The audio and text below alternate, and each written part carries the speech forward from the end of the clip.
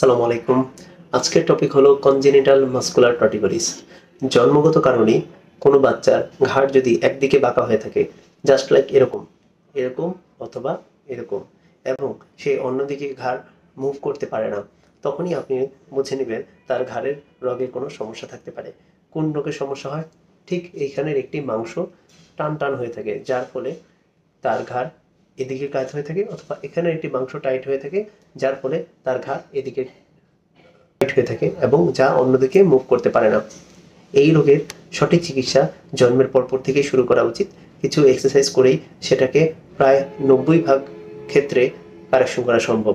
তবে 4 থেকে 5 বছরের মধ্যেই যদি কারো কারেকশন না হয়, তো অবশ্যই 4 থেকে 5 বছরের মধ্যেই অপারেশন করে ফেলা উচিত। অপারেশনের মাধ্যমে সেই টাইট হয়ে যাওয়া রগটিকে আমরা মুক্ত করে দিই, যার ফলে পরবর্তীতে ব্যায়াম এবং কিছু নিয়মকানুনের মাধ্যমে রোগী স্বাভাবিক কার্যক্রম আবার করতে পারে। তবে তার মুখের ডিফর্মিটি তৈরি হওয়ার আগেই এই অপারেশন করা অবশ্যই জরুরি।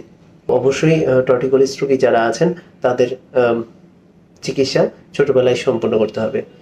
আজকে আমি একটি টর্টিকোলিস রোগীর অপারেশন করব, এবং আমাদের পরবর্তী ভিডিওতে সেই রোগীর আপডেট সম্পর্কে ইনশাআল্লাহ জানানো হবে। আসসালামু আলাইকুম, সবাই ভালো থাকবেন।